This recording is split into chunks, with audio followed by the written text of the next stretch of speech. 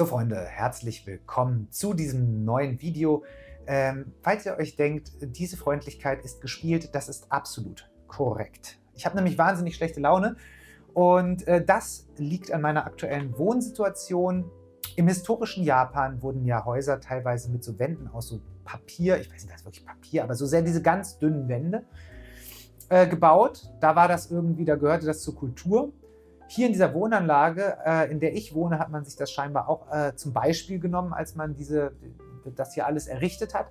Denn es ist zumindest, es fühlt sich so an, man hört wirklich alles. Ne? Also ob die Nachbarn jetzt die Klospülung drücken, ob da irgendwas umfällt, gestaubsaugt wird und auch die unangenehmen Sachen. Ne? Ich sag mal, und oben, ne, da wird dann irgendwie am Wochenende gerne mal das Koks-Taxi bestellt, da rappelt der dann irgendwie um 1:30 noch durchs Treppenhaus. Also Chef's Kisses. Und heute wird hier irgendwo renoviert und es ist wie so eine nervöse Mücke, dieser Bohrer. Dass man so, ne, einfach um euch das phonetisch mal nahe zu bringen. Und das habe ich heute schon den ganzen Tag ertragen. Und da ist natürlich die Laune, so geht so gut.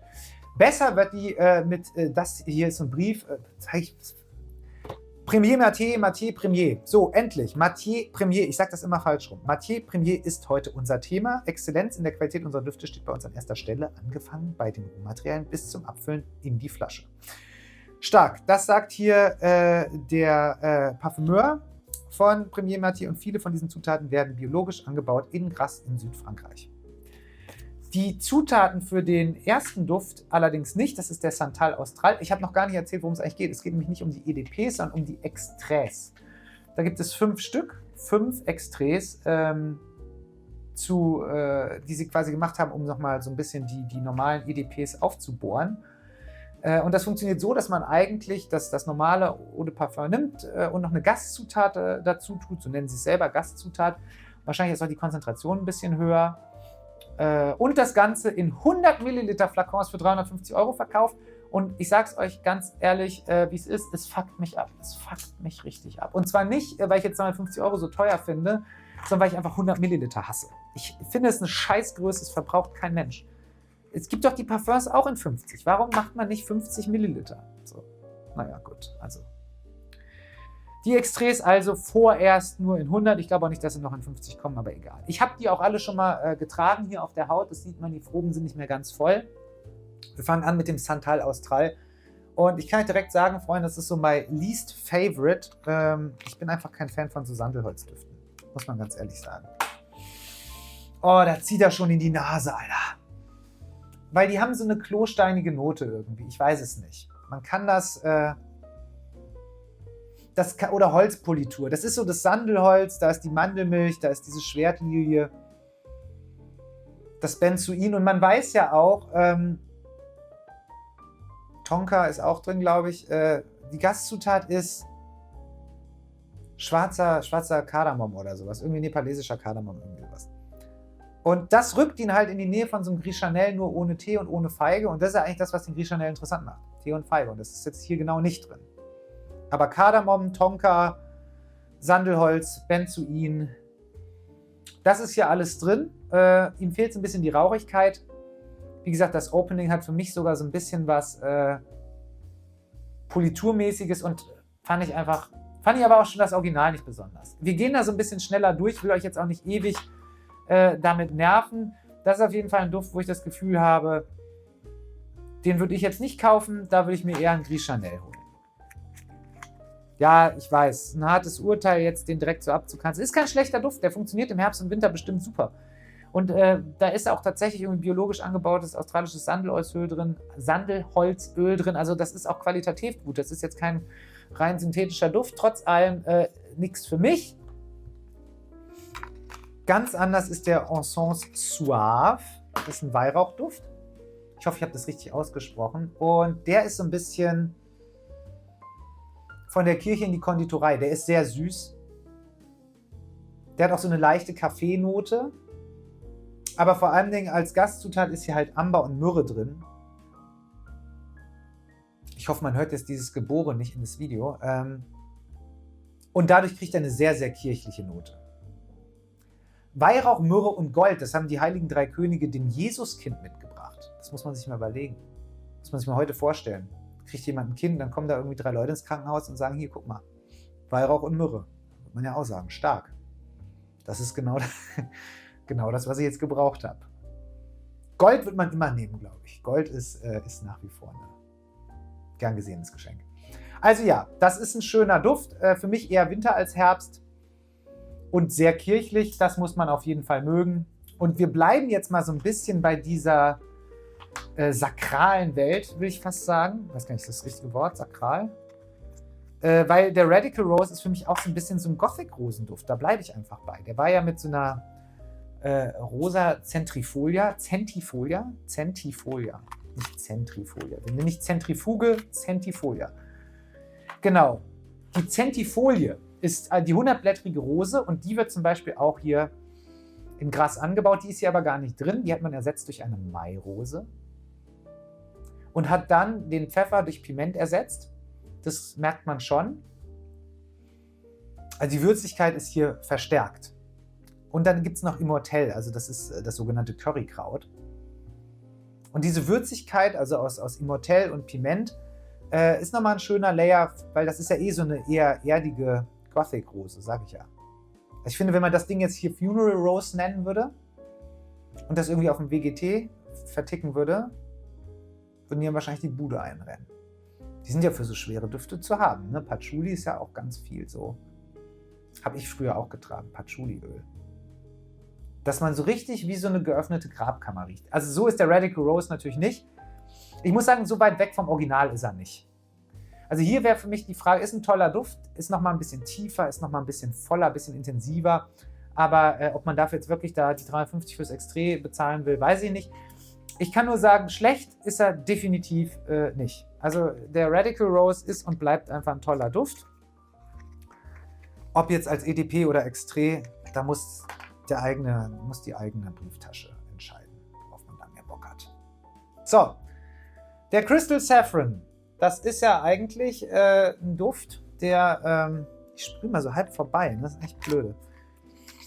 Ich muss auch nachher dringend das Fenster aufmachen. Ich glaube, in dieser Küche kann man nicht mehr atmen gleich. Überhaupt überraschend, dass ich überhaupt noch Luft bekomme. Ja, dem wird ja nachgesagt, ich habe es richtig im Mund. Der schmeckt aber schön, der Crystal Saffron. Man muss sagen, der hat ja diese Zahnarztpraxennote. Das sagen Leute oft und schreiben Leute auch oft. Und ich muss sagen, das stimmt, wenn man es weiß. Wenn man das Bild nicht im Kopf hat, wird man da wahrscheinlich nicht drauf kommen. Aber ja, wenn man das weiß, dann hat er das schon so ein bisschen. Er ist ein bisschen weicher geworden. Man hat so ein bisschen die Kanten. Der ist nicht mehr ganz so kalt wie das Original. Das war so ein unterkühlter Safran. Hier haben sie auch Myrrhe dazu getan, als Gastzutat, also auch wieder Weihrauch und Myrrhe, aber kirchlich ist hier nichts. Ist so ein bisschen Richtung Baccarat Rouge, kann man tatsächlich, ist nicht genau gleich, es wäre auch Quatsch, aber die Ähnlichkeit in der DNA, beziehungsweise in diese Safran-Kombi, das ist schon, ich müsste jetzt mal gucken, was in einem Baccarat Rouge eigentlich genau alles drin ist und wie ähnlich die sich sind, aber das ist gar nicht notwendig. Wir wollen den ja nicht zwangsläufig mit dem MFK vergleichen. Ich sage nur, dass er eine gewisse Ähnlichkeit hat. Er hat so ein bisschen diese Hansaplast-Note, die ich aber total angenehm finde. Die verspielt sich auch so ein bisschen. Auf Papier ist ja auch immer noch mal was anderes als auf Haut. Und ich muss sagen, mit Komplimenten ist das ja immer in Deutschland so eine Sache. Wir sind ja jetzt nicht so das Land der Komplimentegeber. Deswegen ist auch das mit den Komplimentgettern immer so ein Problem. Meistens kriegt man ja eher einen blöden Spruch oder so. Aber hier, die Mutter von einem sehr, sehr guten Freund von mir, die hat gesagt, was ist denn das für ein schöner Duft? Da habe ich mich gefreut. Habe ich gesagt, das ist der Crystal Saffron Extrait von Mathieu Premier. Hat sie gesagt, okay. Also, was ich damit nur sagen will, ist, der kommt ganz gut an. Und das verstehe ich auch, weil es einfach, Baccarat Rouge kommt ja auch gut an. So, jetzt haben wir den Falcon Leather und ich sag's euch, wie es ist, ne? Ich habe mich wahnsinnig darauf gefreut. Ich mag ja Oud-Düfte und ich mag den Falcon Leather. Da habe ich gedacht, da kann ja nichts schief gehen bei der Kombi. Was soll da passieren? Ne? Und ich muss sagen, ja, ich war gar nicht so ein großer Fan. Und gerade auf Papier, ich habe das jetzt hier aufgesprüht und ihr könnt mir das jetzt glauben oder nicht, ne? Das riecht, als ob du einfach an einem Aschenbecher riechst. Also der Birkenteer riecht auf diesem Teststreifen, das riecht einfach wie eine kalte Kippe. Der riecht auf der Haut anders, aber jetzt auch nicht unbedingt super angenehm, weil das Oud, was hier drin ist, bangladesisches Oud, aus Bangladesch logischerweise, das ist schon relativ fäkal-animalisches Oud. Jetzt nicht so super schlimm, aber wenn man jetzt einen Vergleichswert will, vielleicht so ein Oud Maracuja Oud. Wobei ich glaube, bei dem Crivelli ist das nicht echt. Hier wird es schon echt sein. Also ich glaube kaum, dass das falsches bangladesisches Oud ist. Ja, und jetzt kommt das hier auf dem Teststreifen auch so ein bisschen raus. Also kleine Trivia am Rande. Ich habe ja den Hund und der liebt Gerüche, die nicht so schön sind. Also der riecht viel an Scheiße und das liebt er. Ich habe das mal aufgetragen auf dem Arm, das hat er die ganze Zeit versucht abzulecken, da ist er ganz fickerig geworden. Also ich weiß nicht, ob das jetzt ein Qualitätsmerkmal ist oder nicht, aber ja, man riecht den Falcon Leather durch. Ich finde das Oud auch mutig. Ich finde es nur nicht so super gut, muss ich sagen. Weil der Falcon Leather ist ein relativ monothematischer Duft. Und der ist auch eigentlich schon ziemlich perfekt. So, das ist einfach ein guter Lederduft mit dem Birkentee und dem Safran. Schön. Und hier, das Oud macht ihn nur noch ein bisschen drückender und noch ein bisschen schwerer. Ohne da jetzt so irgendwie was ganz Besonderes noch zu addieren. Ne, bei dem Crystal Saffron, wie gesagt, da werden so ein bisschen die Kanten abgeschliffen, der wird so ein bisschen gefälliger. Hier ist das Gegenteil der Fall, der wird eher noch ein bisschen sperriger und kratzbürstiger. Aber das ist ja auch immer Geschmackssache. Es gibt ja auch Leute, die beim normalen Falcon Leather sagen, das ist kein kratzbürstiger Duft. Und das finde ich halt schon. Ich finde diesen Birkenteer beim normalen Falcon Leather auch schon hart. Also schön, klar, aber es ist schon jetzt für mich nicht so ein Duft, wo man sagt, der gefällt jedem. Und das wird jetzt hier natürlich nochmal schlimmer gemacht. So, bevor ich mich jetzt hier zu Tode rieche, wie gesagt, in der Küche steht auch die Luft. Ich kann das Fenster gerade nicht aufmachen, weil da ist dann die Straße. Ich würde die jetzt nochmal einmal so ein bisschen clustern, dass wir einmal nochmal so durchgehen und sagen, was haben wir hier gehabt. Also, hier ist jetzt diese Möbelpoliturnote weg. Und Mandel und Iris kommen so ein bisschen durch. Und tatsächlich Mandelmilch passt. Das ist so eine wässrige Mandelnote. Ist für mich trotzdem irgendwie auf dem letzten Platz. Ich bin nicht so ein Riesenfan vom Santal Austral. Weder vom normalen EDP als vom Extrait auch nicht. Der Encens Suave ist relativ weit oben. Weiß ich jetzt nicht, ob ich dem direkt irgendwie Platz 1 oder 2 geben würde, aber der ist schon mit einer der besten. Ja, dann haben wir den Radical Rose. Der teilt sich so ein bisschen das mit dem Encens Suave, weil das halt natürlich beides tolle Düfte sind. Und der auch wirklich, wirklich schön und tief und voll ist. Macht halt, wie gesagt, nur nicht so einen großen Unterschied zu dem normalen EDP. Das muss man dann halt wissen, ob einem dieser Aufpreis das wert ist. Den Crystal Saffron würde ich vielleicht so auf den 3. Platz packen. Nicht, weil der schlecht ist, wie gesagt, der gefällt mir sogar ziemlich gut. Sondern einfach, weil das der vielleicht am wenigsten originellste ist, weil sie den so ein bisschen auf Masse gebügelt haben, mit dieser Nähe zum Baccarat Rouge. Und auf dem 4. Platz tatsächlich nur den Falcon Leather. Und das ist schade, weil das ist eigentlich der, auf den ich mich am meisten gefreut habe. Das war eigentlich so der Duft, wo ich dachte, geil. Oud finde ich gut, Falcon Leather finde ich gut, das wird eine gute Kombi zusammen. Ist auch nicht schlecht. Aber ist nur nicht so gut, wie ich gedacht habe. Schade. Abschließend würde ich sagen, also Mathieu Premier ist eine tolle Marke. Die machen meiner Meinung nach viel richtig. Ich finde das sehr, sehr gut, dass die sich immer auf so, ich sag jetzt mal, eher minimalistische Düfte konzentrieren. Denn es gibt ja durchaus Düfte, wo irgendwie schon 25 Noten nur oder 25 Inhaltsstoffe nur in der Kopfnote sind. Ne? Spirit of Dubai. Aber gut, wer das mag, kann da ja seine 750 € hintragen und sich dann da irgendwie so ein Pferdeflakon kaufen. No hate, alles gut. Wenn ihr das gut findet, geil, Bock drauf. So 75 Inhaltsstoffe in einem Parfüm, da riecht man alles raus. Das kann man schon machen.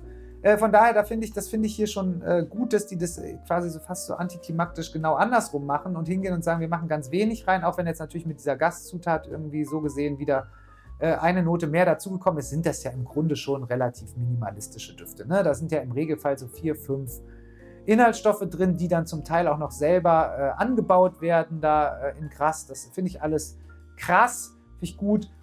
Ich mag das Design. Das ist einfach eine Marke, die meiner Meinung nach irgendwie auf einem guten Weg ist, die schöne Düfte machen, die jetzt nicht immer super irgendwie originell aus dem Hut zaubern, aber das, was sie machen, einfach wirklich auf eine solide, gute Art und Weise machen.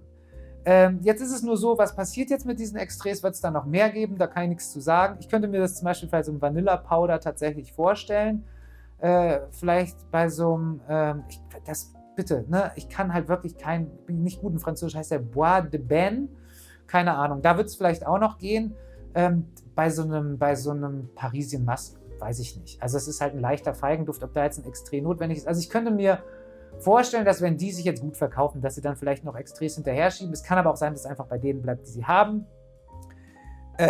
Ich bräuchte jetzt auch nicht noch mehr. Mir würde es reichen, wenn sie die in diesen 50 Milliliter Abfüllung machen. Das wäre top-notch, da wäre ich total happy mit. Dann würde ich mir wahrscheinlich auch eins davon kaufen. So jetzt stand jetzt tatsächlich nicht, weil die EDPs schon sehr, sehr gut sind und auch das Preis-Leistungs-Verhältnis bei 50 Milliliter für mich einfach auch gut ist. Und diese 350 € für die 100 Milliliter, da weiß ich nicht, ob dafür die Düfte jetzt, die Extraits dann außergewöhnlich genug sind, dass sich das irgendwie rechnet. Nichtsdestotrotz, wie gesagt, ist es eine tolle Marke. Die Extraits sind auf jeden Fall ein Test wert. Ob es die irgendwo gibt, weiß ich jetzt auch gar nicht. Ich habe das jetzt direkt bei Matière Premier auf der Website bestellt. In Parfümerien habe ich das noch nicht gesehen. Die normalen EDPs stehen da allerdings ja relativ oft rum. Von daher, ihr könnt ja einfach mal gucken. Ansonsten soll es das jetzt erstmal gewesen sein. Ich hoffe, ich konnte euch so ein bisschen einen Einblick geben, was diese Extraits jetzt anders machen als die normalen EDPs. Schreibt mir doch gerne mal in die Kommentare, was so eure Lieblingsdüfte von Matière Premier sind, ob ihr die Extraits schon getestet habt, ob ihr das mit den 100 Milliliter für 350 € einen guten Deal findet oder ob euch das zu teuer ist und. Also quasi alles, was jetzt mit diesem Thema zu tun hat und auch alles, was nicht mit dem Thema zu tun hat. Also gerne auch Kritik, Anregung, Feedback, nehme ich alles mit. Sonst gerne die Glocke aktivieren, weil sonst sehen wir uns im nächsten Video nicht wieder. Kanal abonnieren und ich würde mich auf jeden Fall freuen, wenn wir uns wiedersehen. Ne? Es wird weitere Videos geben. Ich wünsche euch jetzt noch einen schönen Tag. Ich werde mir jetzt noch ein bisschen die Bohrmaschine anhören und dann sehen wir uns hoffentlich im nächsten Video wieder. Vielen lieben Dank fürs Zuschauen und tschüss.